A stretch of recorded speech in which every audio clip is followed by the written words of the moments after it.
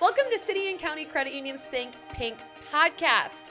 It's not really a podcast, but we're going to call it a podcast. It's a video series, and it's going to be dedicated to You Asked, We Answered. We're going to cover topics from our members that they want to know about. Oh, and I'm Bailey. And I'm Lucy. Should we dive in? Let's go. Okay. All right, today we're going to be talking all about identity theft and credit. So first question comes in from Kathy. And Kathy is wondering, when shopping, whether I'm at the store or shopping online, what is the difference between using a credit card or a debit card? I love this question because people are so passionate either way. Either you are a diehard credit card user or a debit card user. And there's pros and cons to both, so you have to weigh out what works best for you financially. But just for right off the bat here, a debit card immediately hits your account. Maybe you'll see it hit your checking account balance the next day or even a couple hours later, where a credit card is a line of credit. So you're not going to see that hit into your checking or savings account, but you will have to pay it back. So what's the difference beyond that, right? Credit cards, you can earn rewards as you shop. Debit cards, you rarely see that. But with that said, if you're not paying that credit card off every month, that could also lead to more debt. Mm-hmm. Another factor to consider is your credit score. When you're using your debit card, you have no impact on your credit score. But with a credit card, when you're making that on-time payment every month to that credit card company, you are going to see your score increase. But again, on the flip side, if you're not making that payment, you're going to see that score drop. But I think most importantly, and something really to think about, especially with the fraudsters out right now, when somebody gets a hold of your debit card number, they have immediate access to the cash that you have in your accounts. Whereas a credit card, it's not into your actual finances that you have at your credit union. So let's say, for example, somebody gets your debit card number and they get into your account. Now, all of a sudden, you have no funds left in your checking account and you can't make your house payment. It's not to say you're not going to get your money back, but unfortunately, you don't get that money back immediately because there is a lot of behind the scenes. So again, weigh those pros and cons for you personally. I'm a credit card user 100%. I pay off my card every month. And to be honest, I don't even know if I have a debit card activated. So you got to weigh those pros and cons yourself. No, I love that. And I think that's such a great point that when you use a debit card, it's your money and a credit card is borrowed money. So if something happens with that borrowed money, it's a little bit easier to get things taken care of and it'll move that process along a little bit faster. 100%. Yep. Great. Okay. Question 2. All right, let's go. Okay, here we go. Question 2 comes from Shirlea.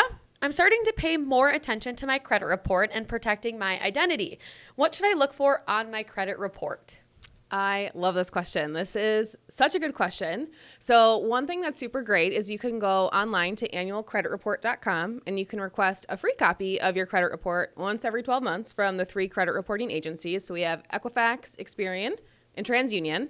And you can get that copy, you can request it online. And when you have that come through, what you can do is you can look through and basically verify that the information all belongs to you. So on there, it'll list things like your address and your employment information. So you can verify that that all matches up to you. You can also see current accounts that you have open, whether that's loans or credit cards. And again, verify that those are all accounts that you actually opened. You'll also be able to see any negative history. So if you've missed a payment or maybe you've had a foreclosure, that'll all be listed on there. And that's a great way to just double check for identity theft. And then you can also see inquiries. So when anyone has applied for credit under your name. So again, that's a great place to check to make sure that someone hasn't gotten a hold of your sensitive information or just to double check and make sure that there aren't any errors. So that's kind of a good step 1. A great step 2 is if you're wanting to be a little bit more preventative is you can freeze your credit. So you have to contact each of the 3 bureaus separately for that. And when you do that, it will freeze your credit for everyone, including yourself. So if you want to take out a credit card or loan, you will have to unfreeze that. And to do that, you do have to reach out to those 3 bureaus separately again to unfreeze it. But that's kind of a good preventative measure. And your credit score and your report are so important to review just because it is that double check for you financially. But let's say I do see something that isn't accurate. That's not for me. What do I do? Such a good question. So kind of depends on what the situation is. So the first thing you'll want to do is reach out to the credit reporting agency and file a dispute. So if it's just an error, it might be faster to remove. If it is actually fraud, there might be a longer legal process like getting law enforcement involved. But filing that dispute with the credit report or credit bureau is going to be that very first step that you want to take. I love that. And it's free to do. So don't ever feel like you have to pay a company to do that because that is something as a consumer you have a right to do. So that's a hot tip. Yes. And another hot tip, if you feel like you're forgetting to do it every year on your birthday. Easy way to remember. What a birthday present. Yes. I love it. All right. Are you ready for the next question? Yes, I'm ready. All right. This one comes from Megan. And Megan is wondering, she said, everything is online and it seems like I have an account for just about everything. Mm-hmm. How do you ensure that you have a good, secure, safe password?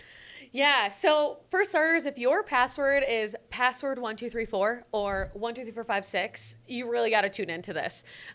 Or if you're somebody who uses birth dates or your pet's name, kids' birthdays, all of that can be found online. I could go to somebody's Facebook page and tell you in a matter of seconds what their dog's name is. And I could maybe guess some dates and key numbers. So what you want to do instead is use something that has a lot of special characters, maybe a catchphrase that's important to you, or a funny phrase that your family says a lot that has special characters and numbers.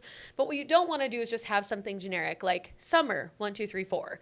A lot of people use that. In fact, if you Google what the top password is, it's 123456. So number one off the gate, that's what fraudsters are going to try. But then it comes to the question of, I have so many accounts. How do I keep track of them all? And I feel that because I have a ton myself. So I know you can use an online password manager, and I know you use one personally. So I'd love for to hear what you use it for. Yeah, I love a password manager. So the super nice thing with these is they will generate safe, secure passwords for you. So it'll be just a mix of random numbers, letters, and characters. And all you have to remember is your one master password to log in. You can attach it to your browser. So when you're logging in to CCCU.com, it'll autofill for you. So super easy way as long as you pick a good, safe, secure password. And it's also really nice because then you're not replicating passwords across the internet. So if something does get hacked, people aren't going to be able to log into your online banking account with your Facebook password. So just kind of add some extra security to it. That is so important to say too, because if you have one password that you use throughout, if somebody gets access to your bank account, maybe, even like your city and county account, they then can get access to everything else you have. So yeah, great point. But let's say you're like me, who's a little old school. The password manager online is a little overwhelming. So for me, what I do is just pen and paper method. I write it down in a book. It's called a password book. And I have all of my accounts, my username, my password, if there's security questions. But what I don't do is write it on a Post-it note and stick it under my keyboard or in my top desk drawer. Don't do that. Instead, you're going to want to put it in a locked place, whether it's in a safe at home, maybe in your office and you have a locked drawer. You don't just want to leave that out, because as soon as someone gains access to that, that's when you're going to get yourself into trouble. So I love that. That's a great tip if you want to do the pen and paper method. Because it is hard to always be online, and I so feel that. So sometimes it is nice to write it down, but you got to weigh, again, the pros and cons. Do you live in a place that has a lot of people in it? Is it a shared apartment? Thinking about who's around you to keep your information safe. I love that. Cool. All right. That was quick. That was easy. That's a wrap on our first Pink podcast. And if you have any questions or topics you want us to cover, drop them in the comments below. Make sure to subscribe to our YouTube channel and follow us on our social channels. And we'll see you next time. Bye.